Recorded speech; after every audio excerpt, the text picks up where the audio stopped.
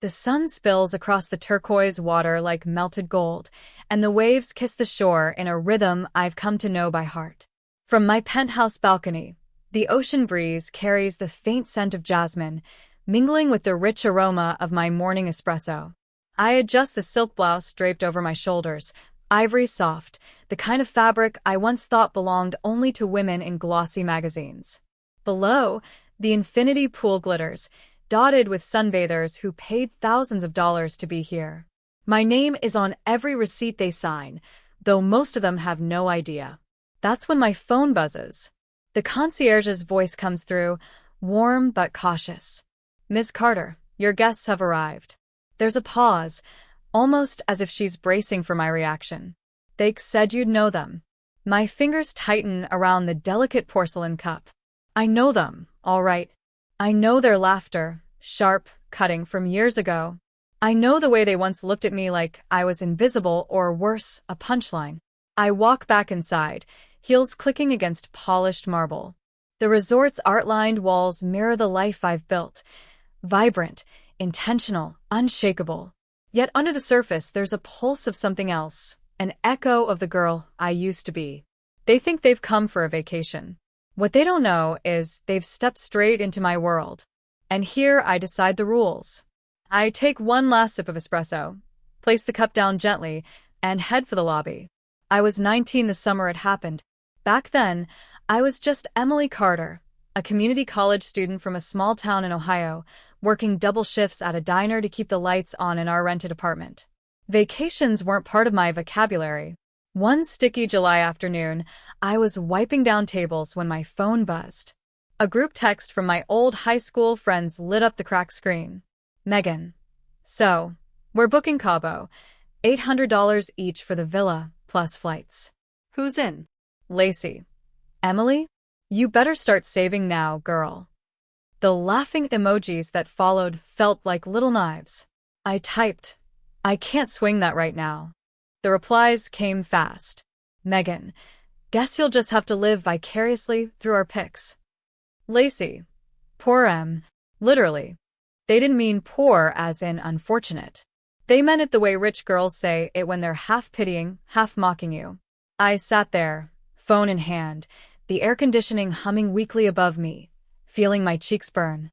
When I told Mom that night, she sighed, not out of surprise, but sadness. She rummaged in the old shoebox where she kept keepsakes and pulled out a small seashell. It was chipped on one side, the pearly inside dulled with age.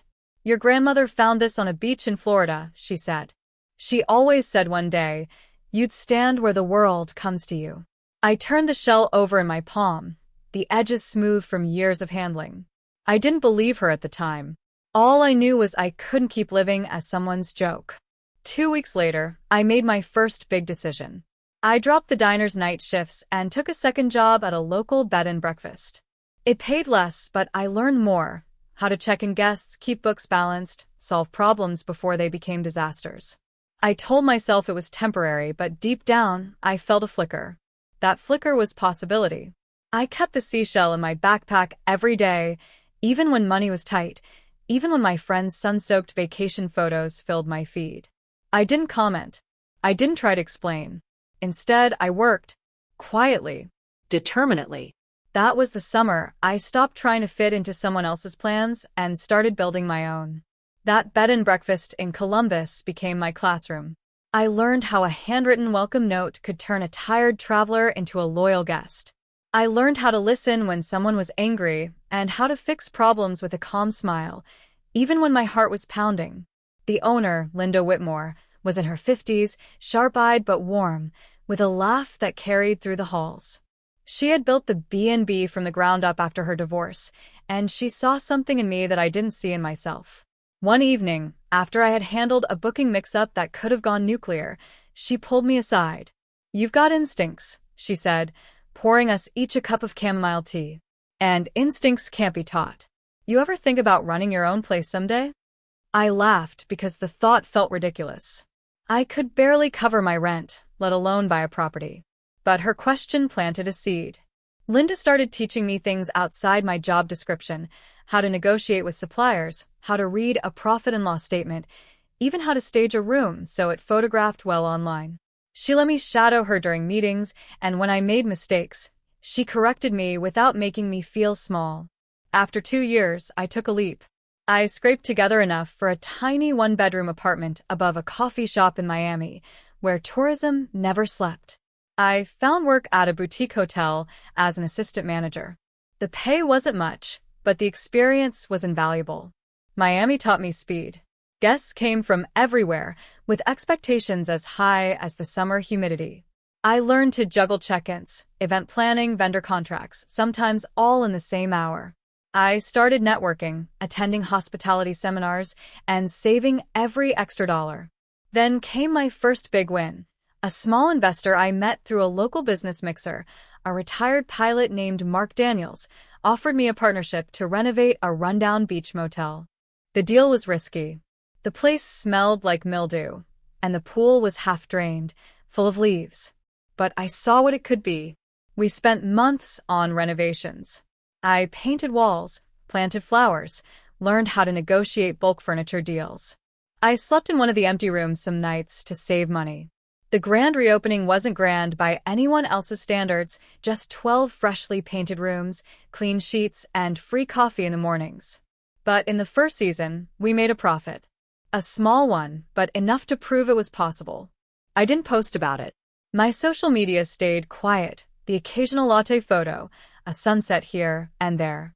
I let people assume I was just getting by in Miami. The less they knew, the more I could focus. Year by year, I expanded.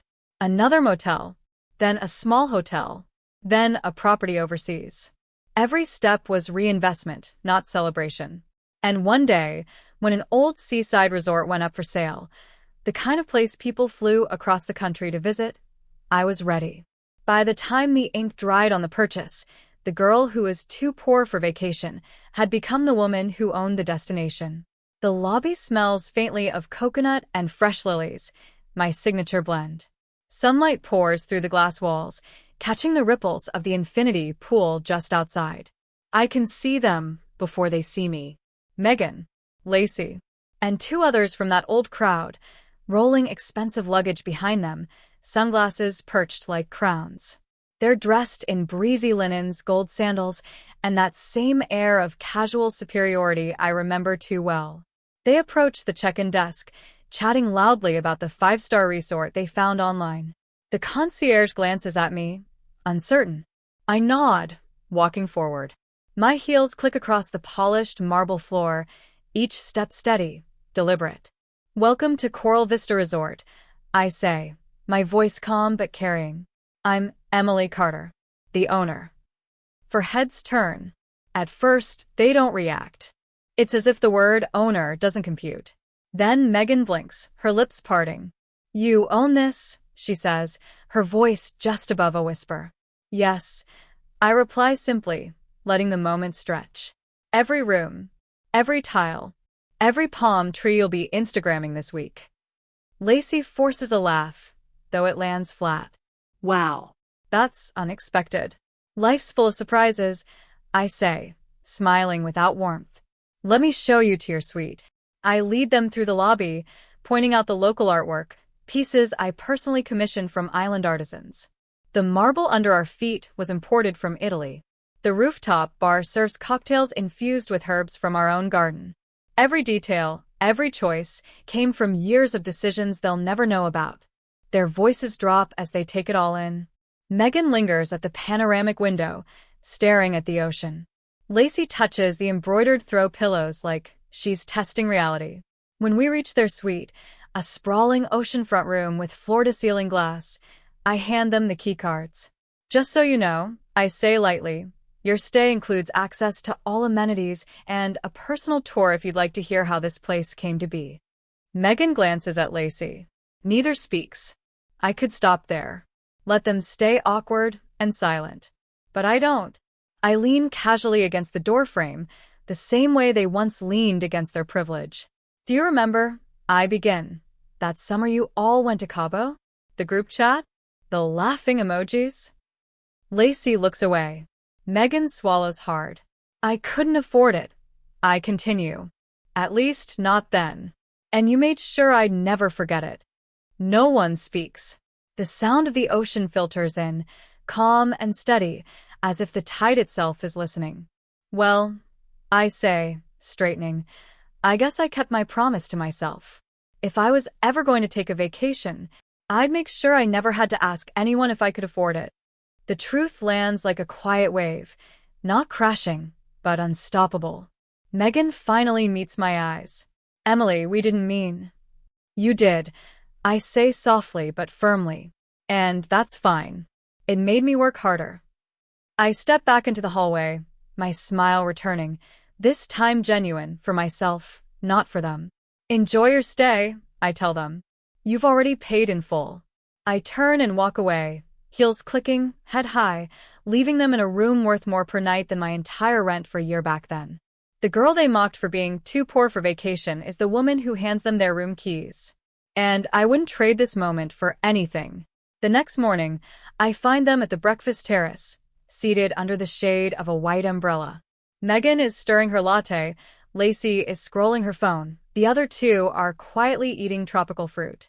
I walk over, my linen dress catching the morning breeze. Good morning, I say warmly. How was your first night? Megan forces a smile. Beautiful. The room is stunning. Her tone is careful, like she's not sure if gratitude will make her look weak. I'm glad, I reply, taking the empty seat at their table. I wanted to let you know about a few special opportunities for our guests this week. They glance at each other, curious. Every guest, I continue, is encouraged to take part in our community program. We fund a local school and run a coastal cleanup initiative. Part of your stay includes a donation, and if you're open to it, a hands-on activity. Today's group is planting new coconut palms along the beach. Lacey hesitates. Like, actually planting trees? Yes, I say. Shoes that can get sandy are recommended. And tomorrow, there's a visit to the school. The kids love when guests read to them. I watch the flicker of discomfort in their expressions. Once, they'd have brushed this off as charity work. But here, it's part of the package. I go on. Also, I'd like you to meet our staff during the welcome reception tonight. Not just the bartenders and servers, the chefs, the gardeners, the housekeepers. They're the heart of this place. It's important that guests see them, know their names, thank them. Silence stretches for a moment before Megan nods slowly. Okay, sure. I lean back, letting the sun warm my shoulders. One more thing. This resort has one rule above all. Treat everyone here with respect. That includes staff, locals, and each other. No exceptions. If that's a problem, the manager can arrange an early checkout, but I hope it won't come to that. I'm not threatening them. I'm setting boundaries, the kind I wish someone had taught me to set years ago. Megan sets her spoon down. You've changed, Emily. I smile. No. I just stopped shrinking to make other people comfortable. For the rest of breakfast, conversation is lighter. They ask about the resort's history, the best snorkeling spots, the island's markets. And though I keep my answers pleasant, I know they're slowly realizing this isn't just a vacation. It's an education. They may have come here to sip cocktails and lounge by the pool, but they'll leave knowing something about the place, the people, and maybe even themselves. And that's the real luxury I offer now. Not just comfort, but perspective. By the third day, I can see the shift. At breakfast, Megan greets the servers by name. Lacey is chatting with Rosa, one of our housekeepers, about her children. In the afternoon, I spot all four of them barefoot in the sand, helping the staff plant young coconut palms along the shoreline. The laughter I hear is softer now, not sharp-edged, but genuine. That evening, during the welcome reception, they mingle with the chefs, bartenders, and gardeners. I watch from a distance as Lacey compliments the pastry chef's guava tarts and Megan thanks the gardener for showing her how to tend hibiscus plants. It's not redemption, not yet. But it's something. Later that night, I sit in my office overlooking the moonlit ocean. The seashell my mother gave me rests on my desk, its chipped edge catching the silver light. I pick it up, running my thumb over the smooth inside. I think about the girl who once sat in a hot diner, phone in hand, reading messages that made her feel small. I think about the nights I counted tips in crumpled bills, wondering if life would always be that way. And then I think about now, the sound of the ocean outside my own resort, the fact that people fly across the world to stay in a place I built. The truth is, this journey wasn't about proving them wrong. It was about proving myself right, that I could live a life that didn't need their approval, their validation, or their permission. A soft knock on the door pulls me back. It's Megan. She steps inside, looking hesitant. "Emily," she says quietly, "I just wanted to say, I'm sorry. for back then, we were cruel." I study her for a moment, then nod. "Thank you. That means more than you think." She smiles faintly, then leaves. I turn back to the window, the seashells still in my hand. As the waves roll in, I think of my grandmother's words. "One day, you'll stand where the world comes to you." She was right. I set the seashell back on the desk and whisper to myself, the kind of truth that's better felt than spoken aloud. Funny thing about tides, they always turn. And when they do, sometimes they bring you home.